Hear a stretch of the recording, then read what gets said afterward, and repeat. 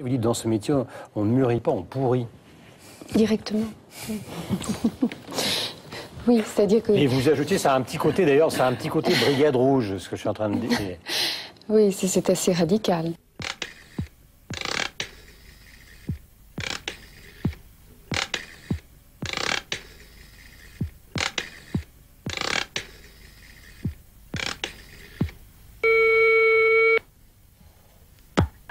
Allô, Isabelle Adjani? Oui. Bonjour, Jean-Jacques Dufour de RTF. Bonjour, monsieur.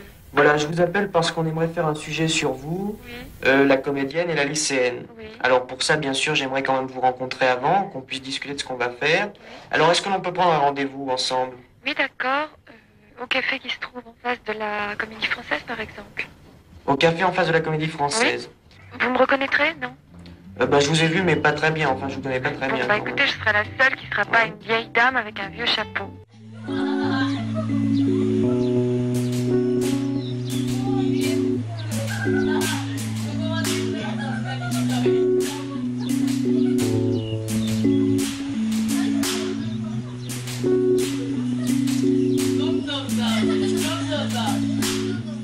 Un père algérien et une mère allemande. Votre mère était enceinte de vous. Ils avaient été engagés par des gens aisés pour partir aux États-Unis. Votre mère comme femme de chambre, votre père comme chauffeur et jardinier. Ils devaient prendre le bateau pour New York. Votre mère a renoncé au dernier moment. Si elle avait accepté, vous auriez sans doute eu une autre carrière, un autre métier peut-être, une autre existence, une autre destinée.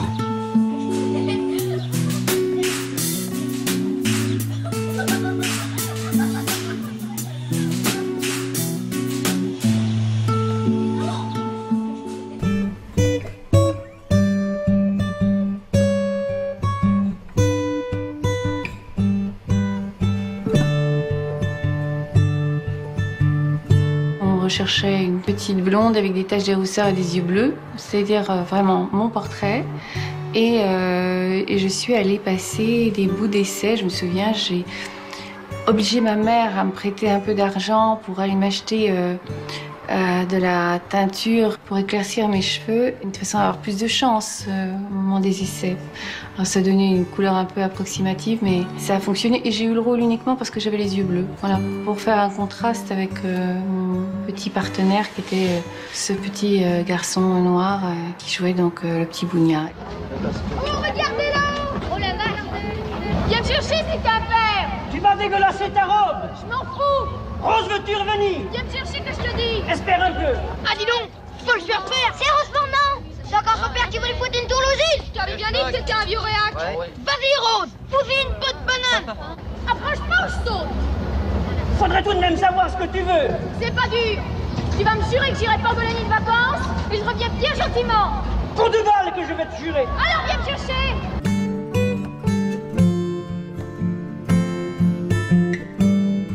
J'étais lycéenne pas du tout à Gennevilliers, mais à Courbevoie, près du pont de Neuilly, c'est-à-dire dans un contexte où les garçons, les filles vont au cinéma. C'est là que j'ai commencé à aller à la cinémathèque. Et c'est vrai que ce qui m'a passionnée à cette époque, c'était les textes. Les textes, c'est-à-dire la puissance du langage, mais du langage de l'âme.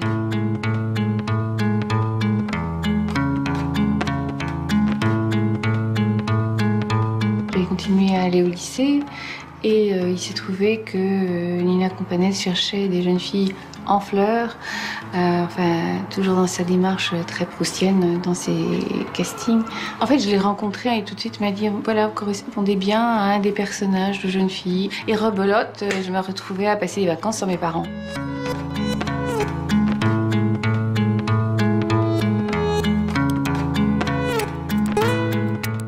Il y avait Francis Huster et Jacques Spiesser qui passaient leur concours du conservatoire et j'ai pu avoir une place pour assister au concours des grands, quoi. Pour la petite rêvant de devenir actrice, comédienne que j'étais.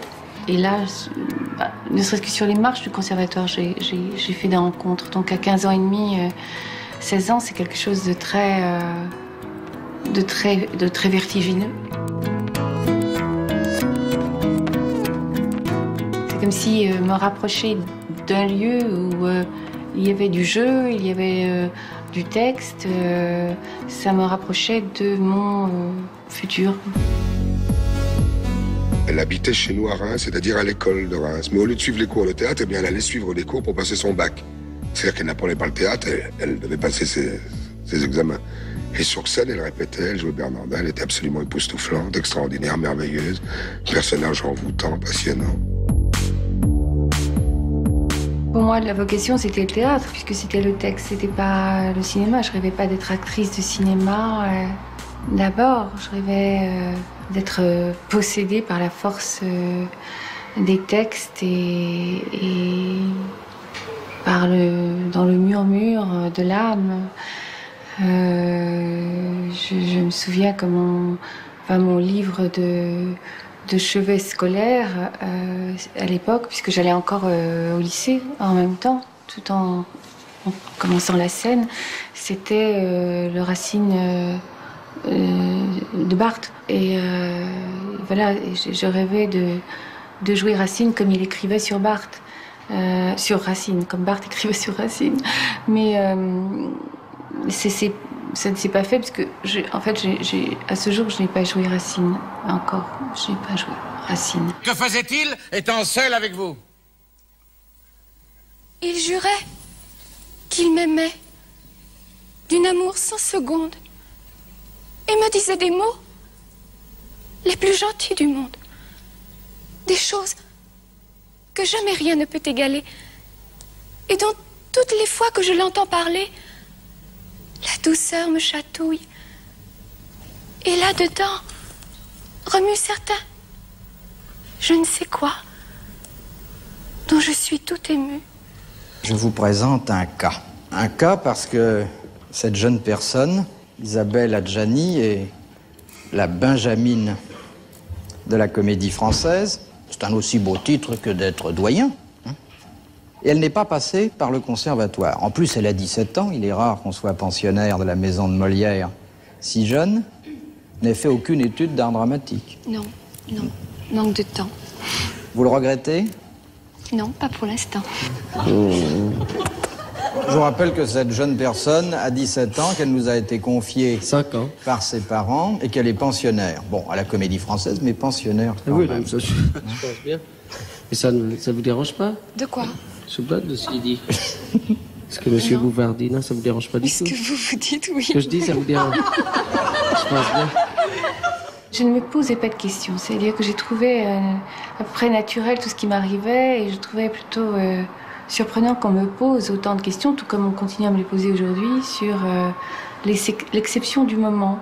Le moment était exceptionnel mais naturel pour moi. Il me semblait que puisque j'étais faite pour aller vers ce destin de comédienne, il était normal que l'univers m'aide et vienne à ma rencontre et organise les choses pour moi.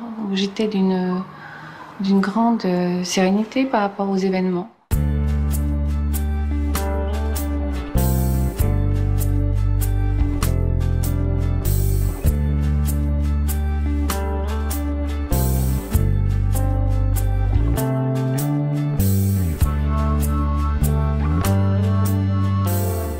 Sillon, c'était l'enfant terrible du français, c'était le détracteur de la bien-pensance institutionnelle du français. Enfin, il arrivait comme quelqu'un qui avait erré dans la rue et qui était entré dans le théâtre par hasard, enfin par accident. C'était un metteur en scène génial. C'était le plus grand analyste de Molière qui ait jamais été. Enfin, la manière dont il m'a appris à décomposer, mais quasi psychanalytiquement, un texte pour le jouer, pour l'articuler, et pour lui était juste magnifique. Enfin, j'ai éprouvé un plaisir de découverte, m'a vraiment amené vers le travail dans la connaissance du texte comme personne. La petite collégienne sage qui profita de ses vacances pour tourner un film a déjà fait bien du chemin. Aujourd'hui, elle interprète Sœur Françoise dans Port-Royal de Monterland Un tournant dans sa jeune carrière qui, si l'on en croit ses aînés, devrait être longue et brillante. Isabelle Adjani, une jeune fille bien décidée à aider la chance. Je me souviens que je jouais en alternance, parfois 2, même à 3 pièces. Et il m'est arrivé de rentrer dans ma loge en disant « Vite, vite, mon costume, au fait, c'est lequel ce soir ?» Sans savoir, en ne me souvenant plus du rôle que je devais interpréter dans 3 quarts d'heure après. Après avoir fait une journée de tournage au moment où j'ai commencé, où j'ai fait mon premier film important, qui était La Gifle de Claude Pinoteau avec Lino Ventura, j'avais des journées comme ça sans répit qui étaient suivies par des soirées sans répit. Et il m'arrivait de m'endormir dans les restaurants, dans les voitures, dans le métro. Enfin, mais je trouvais tout ça naturel.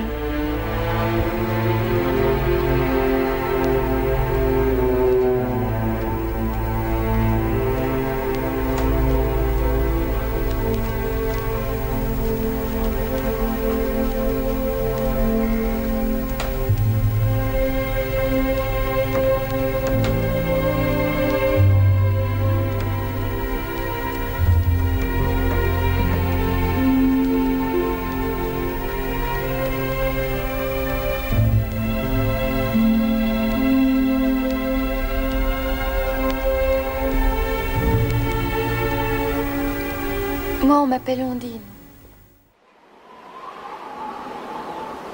Mademoiselle. Adèle, Camille, Marguerite, Pauline, Elle, Margot, Marie, Héléna, Éléonore, Agnès, Ondine, Violette, Émilie, Clara, Catherine, Anna, Laure, Stella, Rose, Viviane, Sonia, Yasmine, Isabelle. Comment dois-je vous appeler ?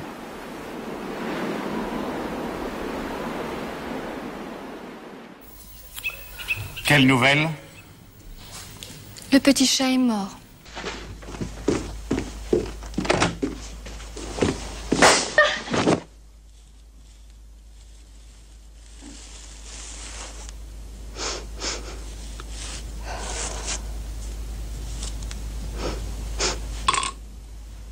Ça vous navre quand on parle de vous? Non, ça me navre pas, mais enfin, c'est...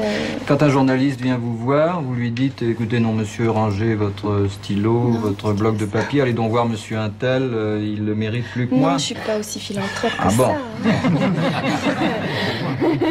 J'étais embarrassée par le sort qui m'était fait, aussi glorifiant soit-il, à moi en particulier. Et c'était la difficulté qui m'a habitée pendant des années et qui n'est toujours pas totalement évanouie, qu'on ne ramène pas les choses à moi. Ce qui était peine perdue, bien sûr, puisque, je veux dire, on ne dicte pas aux médias l'envie de vous faire un sort, pour le meilleur et pour le pire. Donc voilà, c'était un des premiers sorts que l'on m'a fait et que j'essayais de mettre sincèrement à distance parce que je sentais le mauvais sort qui planait autour de ce sort-là.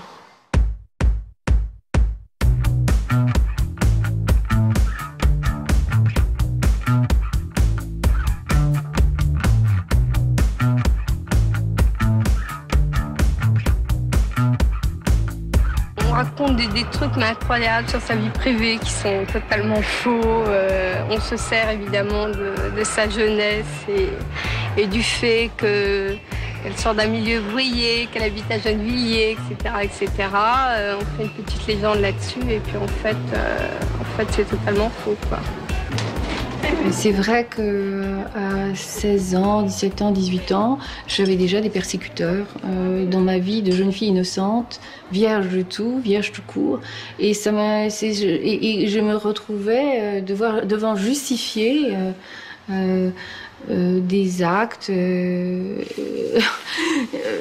qui m'étaient impartis et dont j'ignorais tout. L'acte d'être la maîtresse d'un tel, l'acte d'être de m'être conduite comme une dépravée dans telle soirée alors que je ne sortais pas. Enfin, des choses tellement compréhensible. Disons que je suscitais déjà à cette époque des formes de fixation quasi pathologiques. Voilà, et je me faisais engueuler par mes parents et je me prenais des corrections parce que la question première qui venait, c'était « Qu'est-ce que tu as fait ? Qu'est-ce que tu as encore fait ?» Malheureusement, je n'avais rien fait. Donc, et ça a été toute ma vie comme ça. Vous m'avez dit « Je ne suis pas la petite Adjani ». Non. Alors Non, c'est tout. Alors vous êtes quoi? Je suis moi, c'est tout. Pas la peine de mettre de qualificatif devant, derrière. Non, mais je mettais ce qualificatif parce que les gens disent. Bah oui, mais les gens le mettent, alors moi je l'enlève. J'aime pas qu'on m'embête. Moi, si je pouvais juste faire ce que je sais faire et pas devoir en répondre à chaque fois. Donc j'ai toujours plutôt cherché, sans y parvenir toujours, à prendre la tangente et à fuir plutôt que d'obéir. Mais on vous taxe pour ça, voilà. Ça donne souvent des mises à l'amende. Les photographes ont boudé Isabelle Adjani. Ils lui reprochent de ne pas être assez coopérative avec eux. Il me semble pourtant avoir aperçu Isabelle Adjani à la une de tous les journaux cette semaine. On connaît bien mon malaise devant les objectifs en foule et en folie. Cette année-là, Cannes inaugurait son nouveau palais des festivals. Et les photographes, mécontents des nouvelles règles qui les obligeaient à se tenir hors de la grande salle où les films étaient projetés, m'ont prise comme otage pour faire valoir leurs revendications. Je crois que la seule façon de faire le biais, c'est de se donner des motivations plus actuelles, enfin je veux dire plus d'actualité, si on peut dire, c'est-à-dire d'avoir une certaine définition du comédien différente du mythe, qui soit, oui, en dehors du mythe. Puis ce fut l'histoire d'Adèle H. Votre plus beau film peut-être. François Truffaut disait de vous: c'est la seule actrice qui m'a fait pleurer, c'est pour ça que j'ai voulu tourner avec elle. J'ai eu la conviction que l'on devait la filmer tous les jours, même le dimanche. Si François Truffaut ne m'avait pas mise dans la difficulté de ce choix, puisque la Comédie Française ne voulait pas me laisser partir, il m'avait distribué dans des rôles, il ne voulait pas me donner un congé, comme c'est classiquement la coutume avec les autres acteurs pour aller tourner. Je crois que je serais probablement restée à la Comédie Française pendant des années, des années, des années. Et d'ailleurs, à l'époque, il était même question de me transformer en la très jeune pensionnaire que j'étais en sociétaire, ce qui était juste pour me retenir.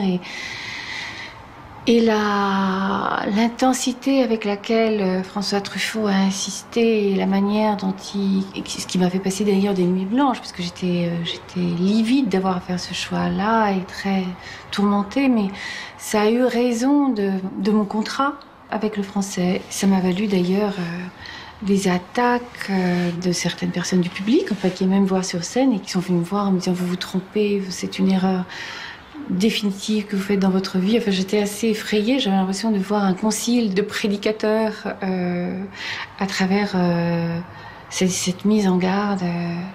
Et j'ai toujours gardé à l'esprit le désagrément de ce passage-là, qui était peut-être un peu prématuré. C'était peut-être un peu tôt pour partir et me lancer dans le cinéma. J'avais déjà pas eu le temps de me construire au théâtre et il fallait qu'immédiatement je me construise au cinéma. Donc, je sais pas, tout est allé très vite et sûrement trop vite. Comme tu as changé, Albert. Tu ne peux pas oublier les lettres que tu m'as écrites. Moi, je ne les oublie pas. Il y a aussi celle où vous me parlez de mariage. Je pourrais les montrer à ces femmes, à toutes vos maîtresses. Albert, tu n'as pas oublié? Eh bien, c'est vrai, j'ai pensé vous épouser. Maintenant, je n'y pense plus. Quel mal y a-t-il? Quel mal y a-t-il? Albert, je ne t'ai rien demandé.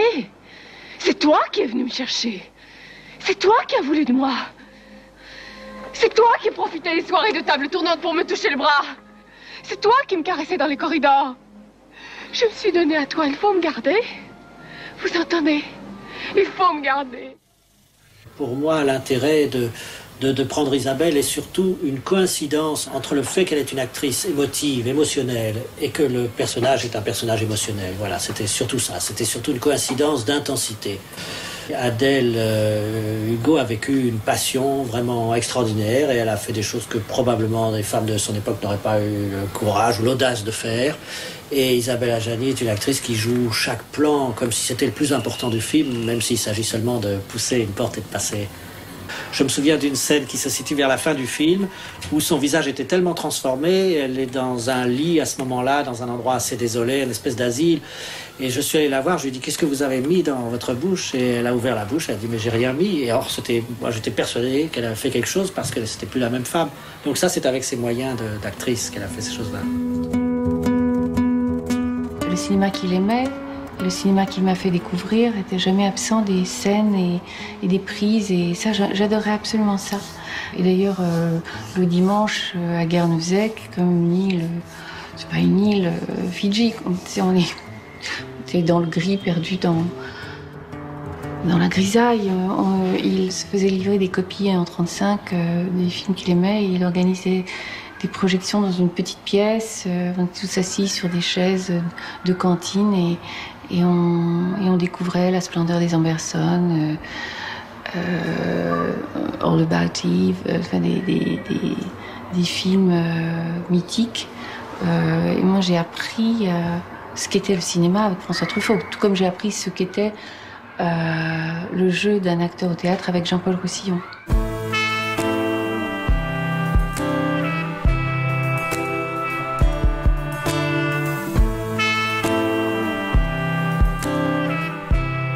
Je me souviens qu'il avait un geste de prédilection dans les moments de très très grand embarras ou des moments de mensonge qu'il fallait masquer. Il demandait ce qu'on tienne son bras comme ça, qu'un bras tienne l'autre et le crispe comme ça avec la main, le crispe comme ça, le muscle du bras. C'était un geste fétiche qu'il avait et moi, je dois dire que je suis très amoureuse de ce type de signature parce qu'elles sont dans l'intelligence cinématographique. C'est-à-dire qu'on ne laisse pas un acteur seul dans un cadre se dominer comme un singe dans une cage.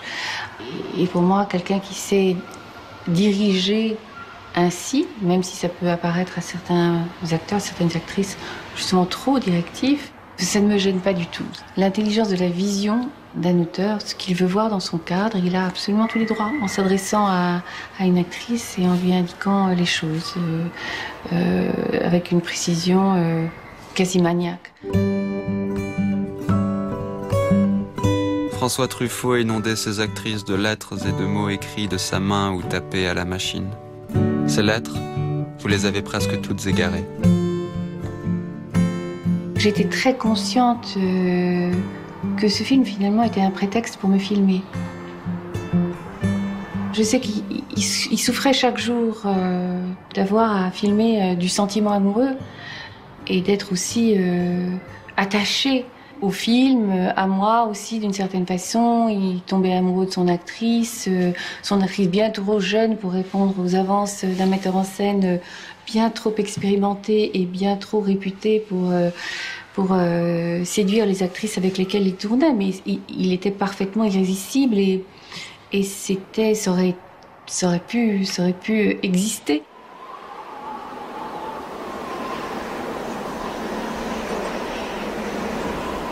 L'amour, c'est du romantisme. En pleine période classique, en pleine période romantique, en pleine période de maintenant, c'est exactement pareil. Les gestes sont les mêmes, les mots sont les mêmes.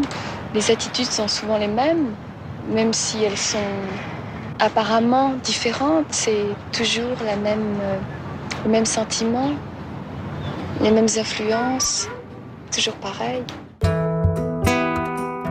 Adèle et Camille sont des amoureuses en quête de l'amour absolu. elles ne trouvent sur leur chemin que le malheur, la solitude et la mort.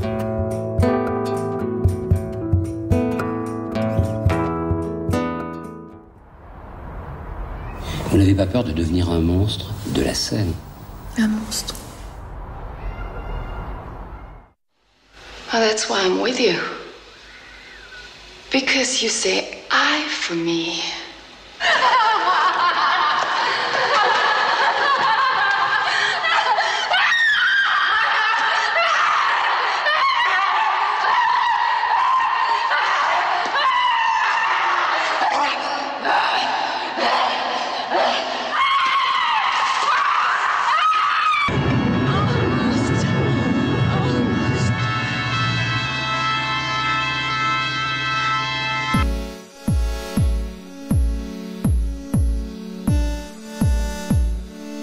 Vous avez toujours réussi à combattre les vautours. Je suis actrice pour donner de l'amour. J'en reçois en retour, comme je reçois aussi de la haine. Ragot, attaque, trahison, la rumeur sida. Vous étiez atteinte de la maladie. Vous étiez morte selon certains. Vous avez débarqué un dimanche soir sur le plateau du journal de 20h de TF1. Vous étiez vivante et en pleine forme. Non, ben alors, moi j'ai mon fils qui est à Montpellier. Ouais. Dans de la recherche, dans des trucs, biologiste. Ouais. Il a appris hier par des copains avec qui il faisait du ski que Adjani serait morte à Montpellier il y a un jour ou deux, secret médical. À cette époque, je me disais tout le monde est fou sauf moi, donc c'est tout de même étrange. Comment se fait-il? Bon, il y a eu des réponses, il y a eu des réponses assez concrètes qui pouvaient. J'avais pris position contre le Front National. Je parlais pour la première fois de l'algérianité de mon père, qui était naturalisé français. Hein, il était français, mon père. Mais je faisais valoir comme ça des racines. Et ça avait provoqué une certaine surprise parce que tout d'un coup, je n'étais plus un produit entièrement franco-français et il y avait cette notion de corps étranger comme ça qui venait comme le virus du sida. Tout virus est un corps étranger qui venait infecter un corps sain dans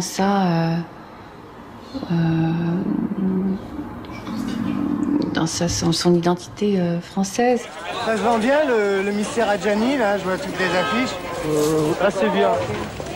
Si c'est vrai, c'est très dommage pour elle, parce que c'était une comédienne que j'aimais beaucoup. Qu'est-ce que vous en pensez de la rumeur? Il y a des rumeurs malsaines. Il y a beaucoup de jaloux. On ferait mieux de s'occuper de la santé du front. Faut pas oublier que c'était un moment où personne ne savait ce qu'était cette épidémie, d'où elle provenait, etc. Il y avait les idées et les croyances les plus folles. On vous serrait pas la main, on vous touchait pas, on évitait de vous donner des couverts dans un restaurant de peur que vous les infectiez. En fait, j'ai vécu 9 mois absolument du délire des autres. Il y avait donc vis-à-vis des gens qui étaient pour la plupart homosexuels, la gêne de devoir me défendre d'une maladie dont on m'avait contaminée virtuellement pour me tuer symboliquement. Et j'aurais pu passer mon test 20 fois plutôt que les 5 fois où je l'ai fait, et que ça donne la même conclusion. Tout était faux, sauf leur conviction que c'était vrai. Et là, je crois que c'est une des formes de persécution les plus la plus monstrueuse que j'ai pu dont j'ai pu faire l'expérience dans ma vie. Et donc au bout de 9 mois, cette espèce de chose folle est morte née, enfin c'est-à-dire à partir du moment où on m'a enfin fait crever, j'ai pu revivre à nouveau.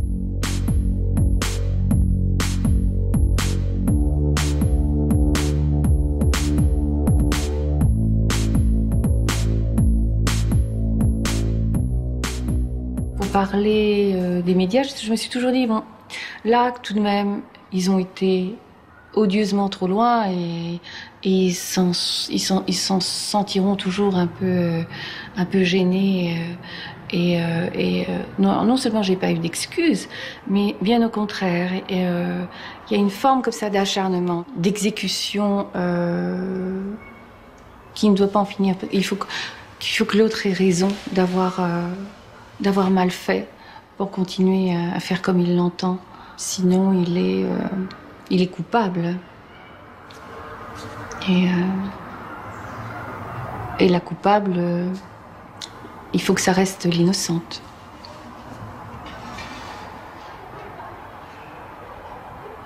Is that Lucy sacrifices her life in order to destroy the monster, but it's a sacrifice that is completely in vain, because her own husband and most of the rest of the world has become a vampire.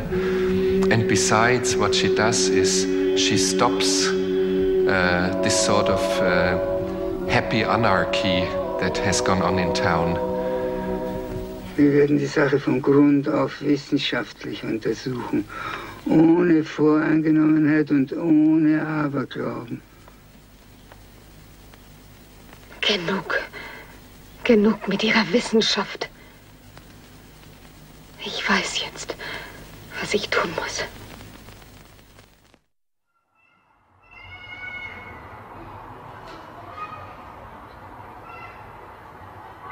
Je suis pas la seule actrice à faire ce type de déclaration, mais c'est vrai que si j'avais pas entrepris mon analyse, ma cure analytique freudienne, je serais probablement morte. Et que ça m'a sauvé la vie. C'est un milieu, c'est un métier, qui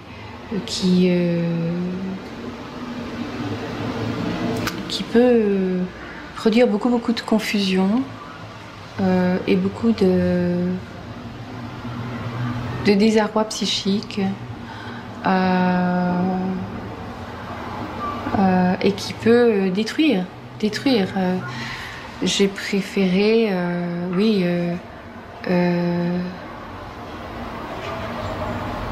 regarder la difficulté de vivre, parce qu'elle arrive toujours, elle se présente toujours à un moment ou à un autre comme incontournable, inéluctable, et je préfère la regarder sans masque et entreprendre une analyse, oui. Pour supporter l'insupportable. C'est quoi l'insupportable pour vous? C'est tout ce qui nuit à vous laisser vivre. À vous laisser vivre avec le sentiment d'être en vie.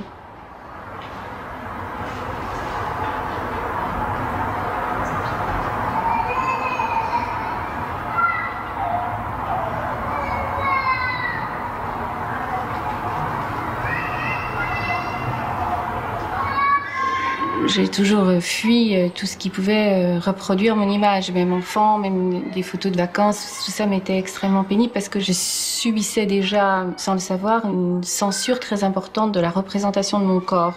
Par exemple, il n'existait pas chez moi de miroir en pied qui pouvait permettre d'avoir le reflet de son corps, d'être en prise avec l'image de son corps.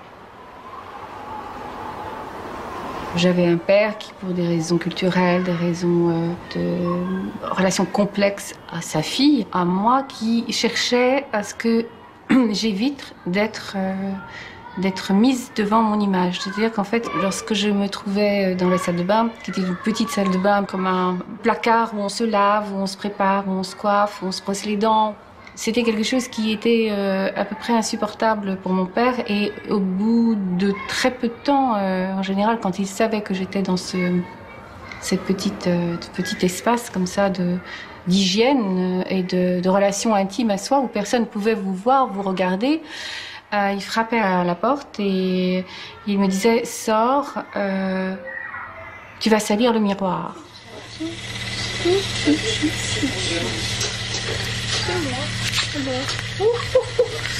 N'importe quoi. Vraiment n'importe quoi.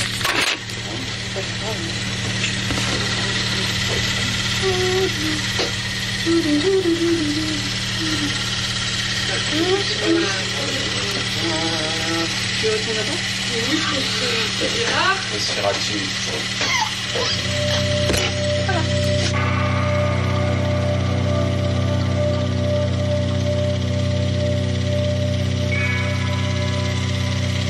Voilà.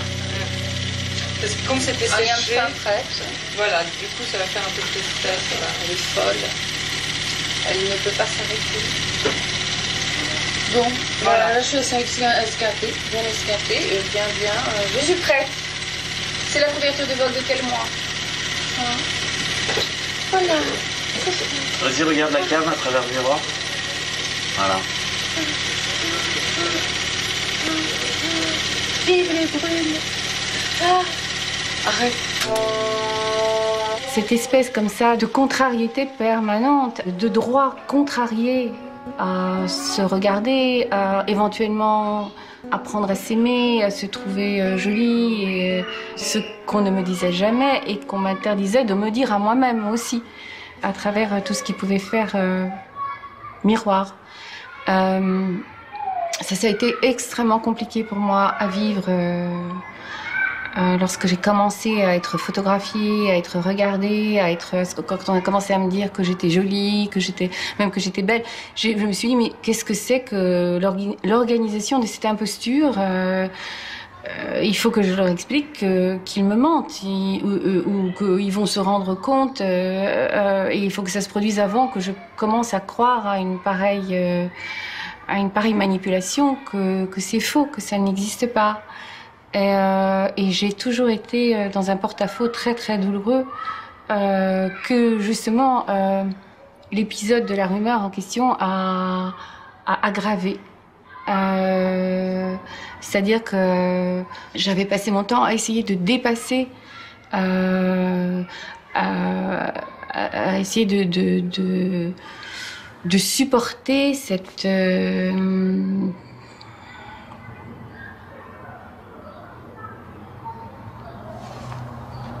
difficulté-là. Et là, ça m'a vraiment déséquilibrée au sens très intime, où ça fait vraiment résonance, ça fait caisse de résonance avec la dictature d'anéantissement physique que mon père m'a infligée. Mais c'est toi, mon père.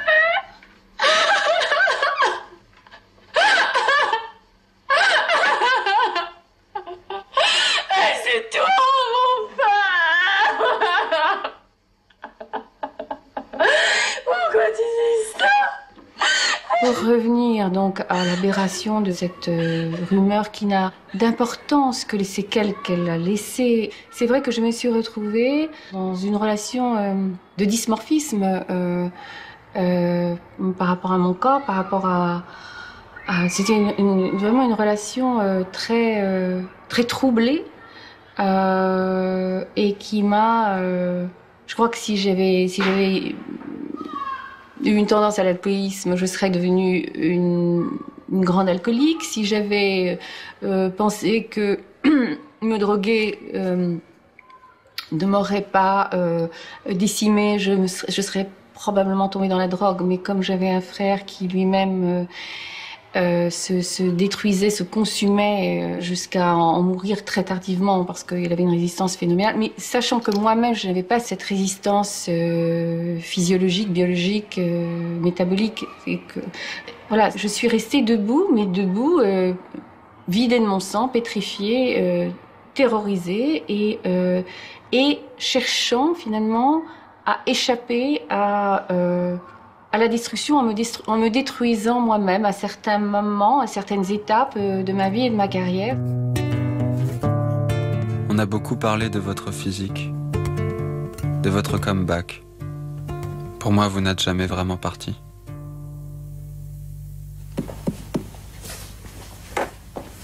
Bon, il y a quelque chose qu'il va falloir expliquer à Bouboule. Vous m'avez traité de pute parce que je mettais des jupes qui allaient jusqu'aux genoux. Hein. C'est sûrement par respect, ça. Les filles, elles doivent rester vierges. Hein. Il faut qu'elles arrivent au collège habillées en sac. Hein. Sinon, elles ruinent leur réputation. Pendant ce temps-là, les garçons, ils niquent comme des malades. Hein? Donc, quand une fille fait l'amour avec un garçon, elle se salit, mais pas lui. Hein, pas le garçon. J'ai eu envie, finalement, de ne plus avoir, à certains moments de ma carrière, j'ai eu envie de ne plus avoir d'image, de ne plus avoir presque de corps, enfin, c'est-à-dire et qu'on n'attende plus rien, ni de ma beauté, ni de... et que moi-même, je puisse être en paix.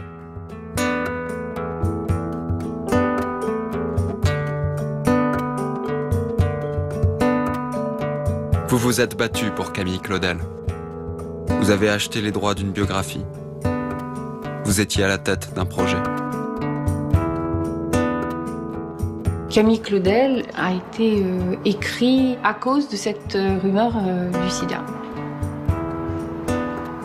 Il est vrai que je me suis retrouvée à un moment, pour en parler très concrètement, de ma carrière où il était difficile pour l'industrie d'imaginer que j'allais, aussi cinglé que ça paraisse, continuer à travailler. Et Bruno Nuiten, qui était à cette époque directeur de la photo, un immense directeur de la photo avec lequel, oui, je vivais et que j'admirais infiniment et qui était un leader absolu dans des risques de lumière qu'il savait prendre.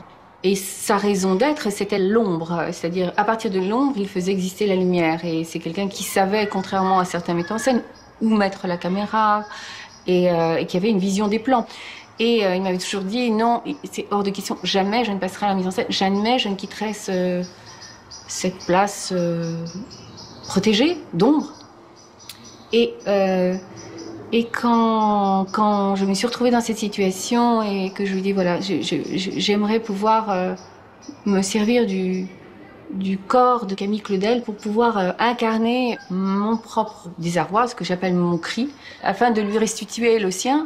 Et il m'a entendue et il m'a dit, écoute, Truffaut n'est plus là, tu ne sais pas à qui t'adresser, tu es seule, donc moi je vais être là pour toi créativement, c'est-à-dire que je vais me parjurer, je vais sortir de cette condition qui est la mienne et à laquelle je tiens tant, et je vais commencer à écrire et ce film, on va le faire.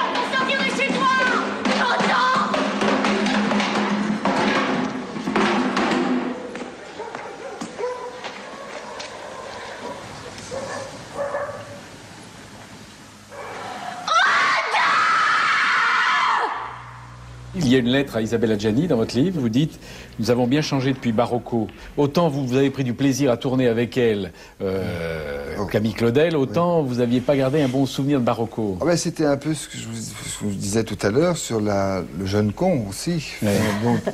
Mais c'est vrai, puis c'est complètement différent. Puis j'avais pas du tout l'expérience que j'ai maintenant. Et Isabelle, en même temps, aussi avait une... À cette époque-là, elle avait Fellini, Bergman, qui lui, la couverture de Time. Enfin, c'était quelqu'un qui était très jeune tout de suite. Elle avait un gros bagage sur le dos. Oui. Et puis c'est vrai que c'est pas pareil. On n'a pas. Vous avez Michel Famille, vous étions tous les deux à l'état d'ébauche. Oui, c'est ça. Ouais. C'est exactement. Ça, c'est les ébauches. Et puis maintenant. Maintenant, mais c'est très bien que ce temps est passé comme ça parce qu'on se retrouvait en Camille et Rodin. Ça, c'est Isabelle en corset avec des lunettes noires. Que dire? La star. Bon, elle était absolument pas dans ce comportement sur le plateau. Disons que Isabelle a cette cette faculté de faire des entrées de plateau qui provoquent quelque chose, quoi. D'abord parce qu'elle se fait pas omniprésente comme Gérard, c'est deux techniques différentes. Elle se fait plus rare, elle reste dans son coin, elle parle pas beaucoup. Mais en fait, c'est sa façon à elle de se concentrer. Et c'est vrai que ces entrées de plateau sont des entrées pour jouer la scène. Donc il y a toujours un climat un petit peu. On a l'impression de voir un acrobate qui va faire un truc, quoi.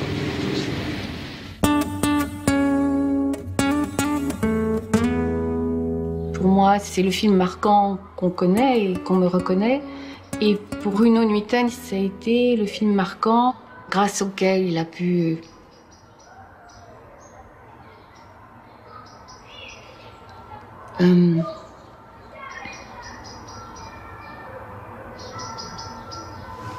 exprimer l'amour et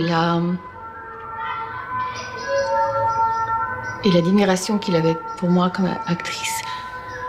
Mais ça a été aussi pour lui un sacrifice qui lui a enlevé sa protection d'ombre et qui l'a dégoûté de la lumière et qui l'a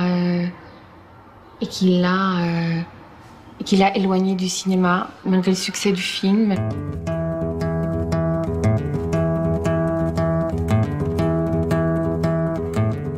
Je crois qu'il a très mal supporté cette vindicte des médias, cette façon d'écraser quelqu'un. C'est une phrase qui peut être trop d'académisme.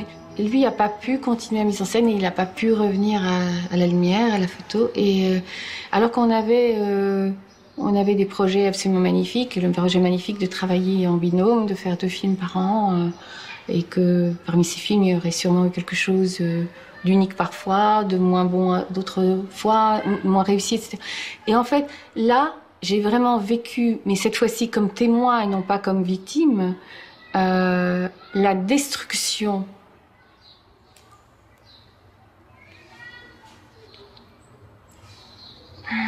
de la sensibilité d'un artiste, c'est-à-dire ce qui peut atteindre, dont on ne peut pas revenir. Et cet homme qui avait été très très fort,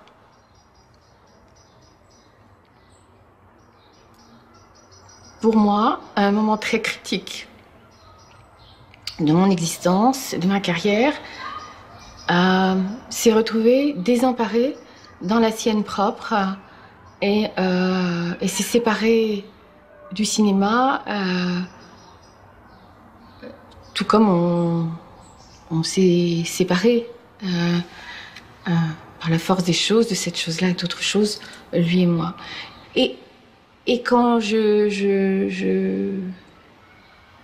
repense à ce moment-là, je redécouvre à quel point le plus fragile n'était pas celui qu'on croyait. Et moi, je ne suis pas arrivée à avoir la force pour lui qu'il a eue pour moi, de le ramener à son talent et à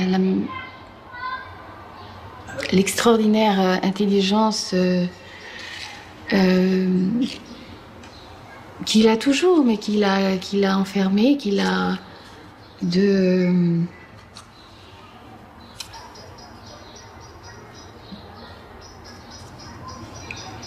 faire exister. Le cinéma.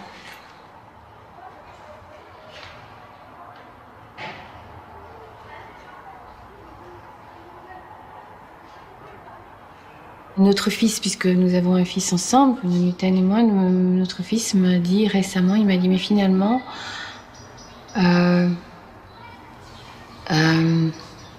mon père, papa, s'est écarté du cinéma, il a fait quelque chose qui a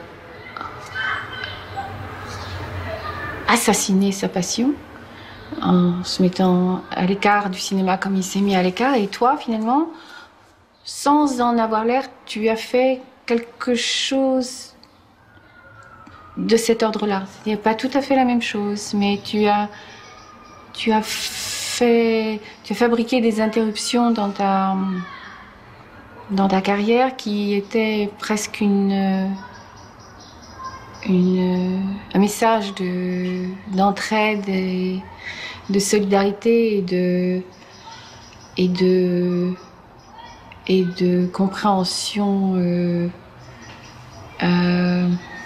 tout à fait incompréhensible pour l'extérieur, mais c'est une forme de lien comme ça indestructible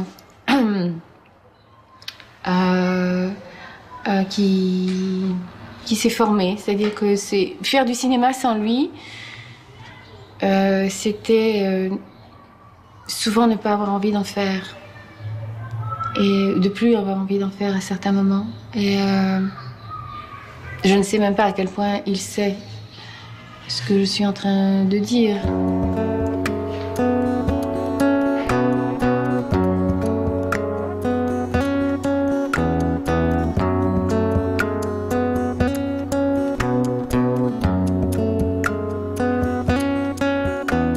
Personne ne sait à quel point une carrière ne ressemble pas à ce qu'on voit d'une carrière. C'est-à-dire les films qui sont là, les films qui ne sont pas là, les films qu'on a manqués, les films qu'on a refusés, les films qu'on a... les raisons sont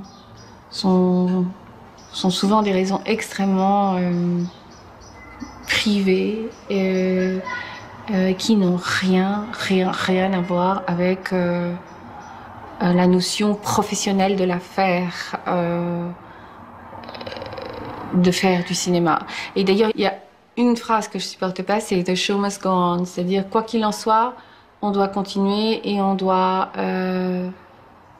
Et non, quand on peut pas continuer, on continue pas, puis c'est tout, et on s'arrête, et on fait pas, et il y a rien d'admirable à être admirable parce qu'on tient le coup, et parce qu'on est présent, alors qu'on vient de perdre son enfant, sa mère, son père, etc. Ça, c'est ce genre comme ça de... La dictature du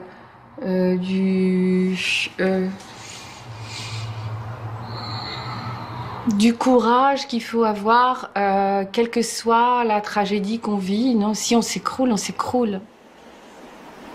Vous avez toujours su faire face à la solitude.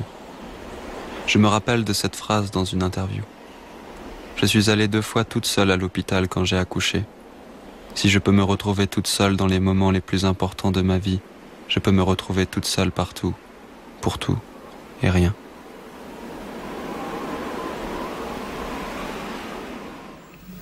La volonté, c'est de ne pas être d'accord, de ne pas se soumettre, s'opposer. Les anges... Vous avez toujours combattu l'injustice, vous avez toujours été présente dans les moments difficiles, vous avez défendu Salman Rushdie, vous avez lu un extrait des versets sataniques lors d'une cérémonie des Césars. Salman Rushdie, écrivain, versets sataniques.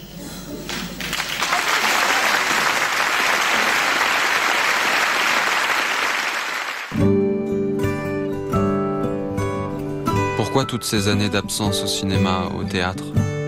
Pourquoi partir aussi longtemps ? Vous avez refusé des projets avec Buñuel, Piala et Godard. Je guettais votre retour. Je m'informais. Un tournage à l'horizon.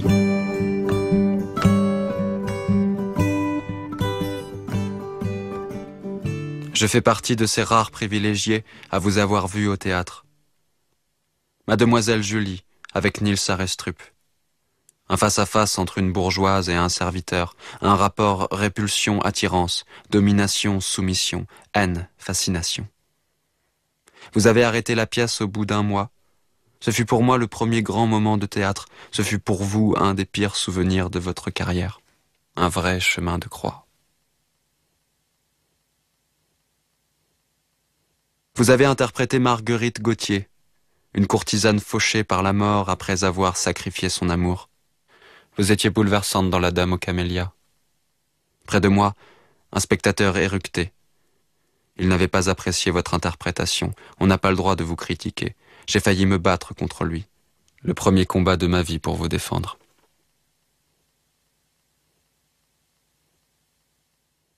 Mary Stuart. J'y suis allé avec ma mère. Vous vous rappelez, j'étais au 4e rang. Un mélange de larmes et de sourires. Des merci sortaient de vos lèvres. Combien a duré la standing ovation?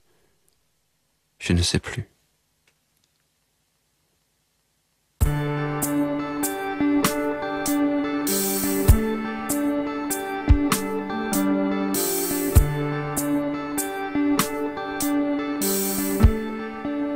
L'acteur, dévoré par son personnage, doit paraître embrasé par un véritable incendie de passion. Il faut à tout prix bouillir, c'est-à-dire à la fois brûler et se répandre, d'où les formes humides de cette combustion.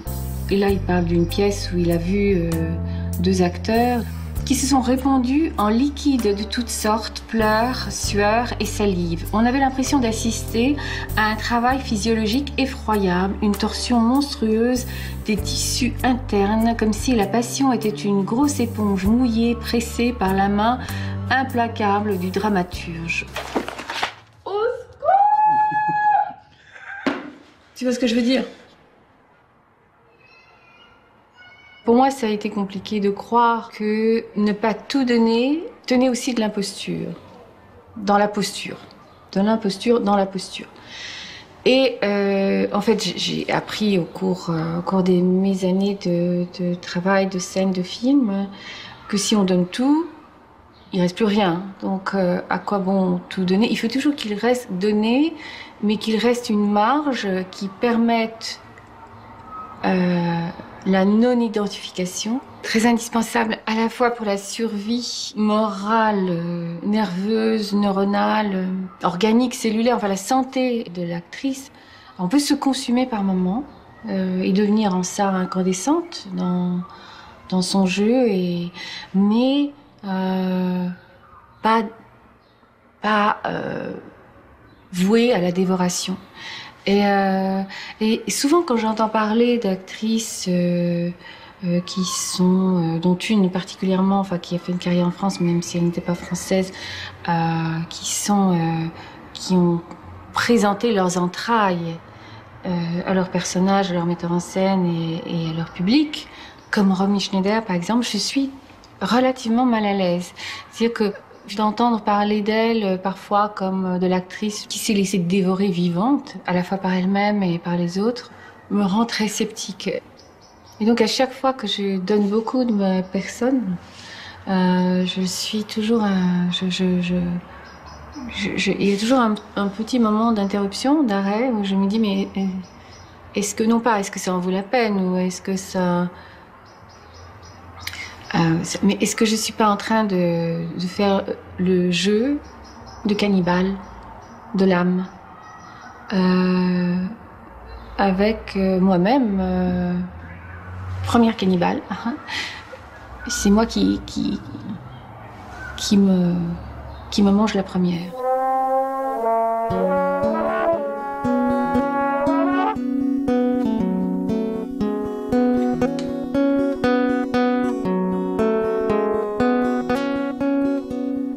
Je pense que la mise à l'abri des acteurs et des actrices est absolument fondamentale et qu'il vaut mieux se rapprocher du style que des viscères. Voilà.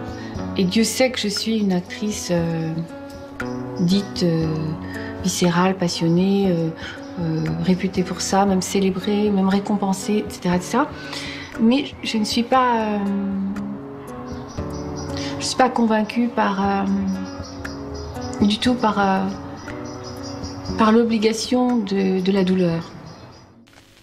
J'ai écrit un scénario autour de 4 femmes qui se trouvent réunies pendant quelques jours dans des circonstances dramatiques.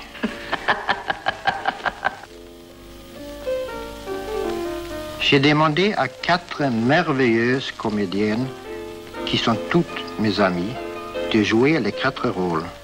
Harriet Andersson, Ingrid Thulin, Kari Sylvan et Liv Ullmann.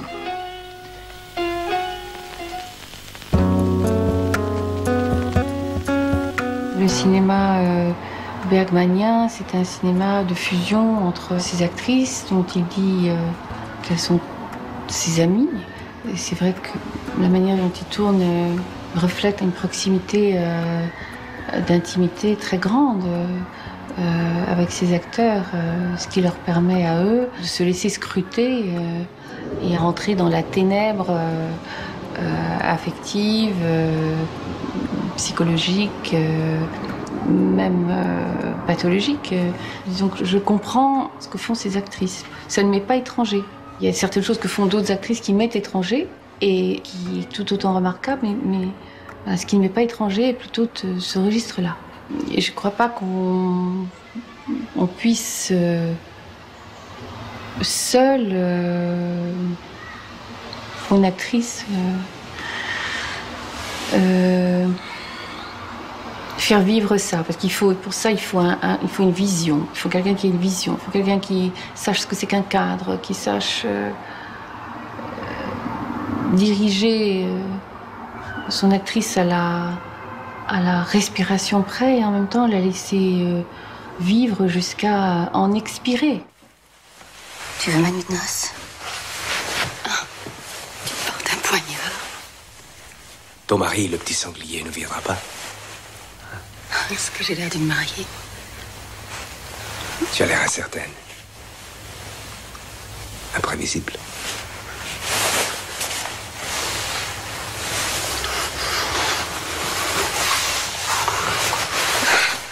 Ce soir, je veux que tu m'aimes comme tu ne m'as jamais aimé. Elle peut être capable de cette dureté, capable de cette infinie compassion. Elle peut être cette femme qui regarde les choses et qui s'en remplit. Et qui se remplit elle peut être débordée d'amour et être bouleversante d'amour. Elle peut avoir cette dureté et cette arrogance. Donc elle a ce chemin de l'arrogance à la compassion, comme ça, qui est, en l'état actuel, vous dire oui, c'est bête de dire la seule, mais enfin c'est probablement la seule, quand même, de pouvoir le faire.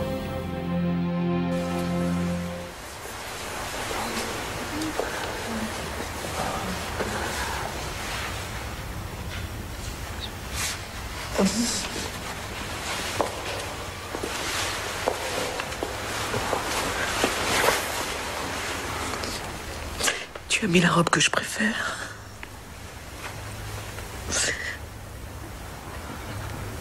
Charles, je l'aime. Où étais-tu? Je l'aime, Charles. J'ai besoin de pouvoir me tourner vers quelqu'un et de dire qu'est-ce que tu en penses, qu'est-ce que tu préfères, J'ai besoin d'un dialogue permanent. Et les metteurs en scène avec lesquels j'ai le mieux travaillé sont ceux qui m'ont donné accès à ça.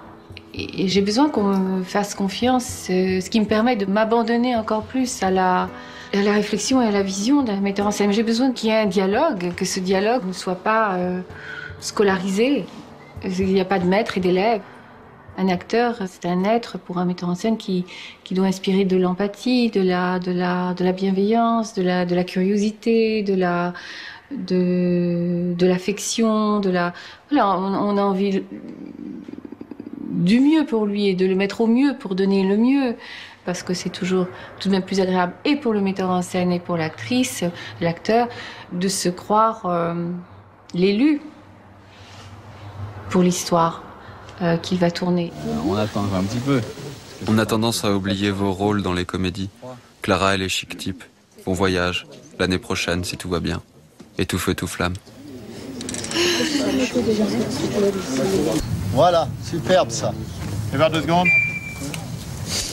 Pour moi, un plateau, c'est un lieu dans lequel on vit, mais dont il est hors de question pour moi d'oublier la vie. C'est-à-dire que si quelque chose presse pour des raisons techniques, je suis solidaire du problème. Alors, ça fait pas de moi la mère Teresa des plateaux de cinéma, mais je peux pas m'empêcher de penser aux autres. Tu prends pas celui-là. Oui, ça va? Déjeuner. Je vis pas toute seule sur un plateau de cinéma. Et c'est aussi pour ça que J'aime être sur des plateaux de cinéma et je préfère m'asseoir sur un cube que sur un fauteuil à mon nom. Pas parce que je suis quelqu'un de modeste et de sympathique et de simple et de normal. Non, je suis ni particulièrement normale, ni obligatoirement sympathique. C'est parce que je me sens mieux comme ça. C'est parce que j'aime bien ce qu'on fait ensemble et j'aime bien la complicité. Voilà, moi j'ai besoin de rencontrer le regard des gens. J'ai besoin de... Rien ne me gêne, tout me gêne. C'est-à-dire, tout me gêne si je sens de la distance, de l'hostilité ou du désintérêt. Ça peut me faire perdre mes moyens. Parmi les gens qui sont là, qui sont présents pour aider à filmer et à faire exister l'histoire qu'on raconte en faisant ce film. Mais rien ne me gêne si tout le monde est là, si tout le monde est présent. Mademoiselle, toute ma vie, vous avez été là.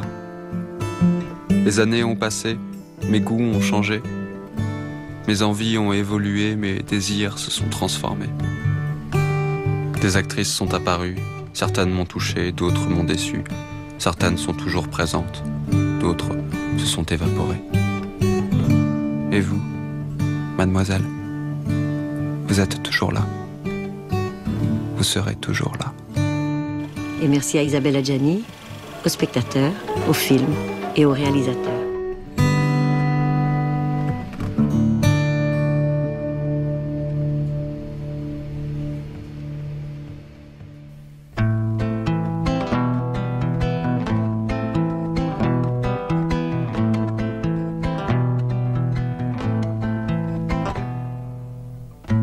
On parle de ci, on parle de cela. Et comme si cela ne suffisait pas, on dit encore, on dit partout, au bien des choses de mauvais goût. Mais j'entends encore le bruit qui court, inscrire des murs que l'on efface, de quelques phrases à couper court, qui se perdront quoi qu'on en fasse. Mais il est malin, celui qui sait ce que l'autre jour il acquiesçait, en se prend la tête de haut en bas, en affirmant je ne sais quoi. Mais faut bien qu'il meuble avant la foule, c'est quelques hommes qui gâchent le temps. Voilà pourquoi la voix des bougres ressemble aux arracheurs de dents. Mais il est une chose que l'on apprend, malgré soi, malgré le vent, c'est que les murs ont des oreilles et peuvent entendre de ces merveilles que même ma mère ne croirait pas. Car oui, ma mère n'existe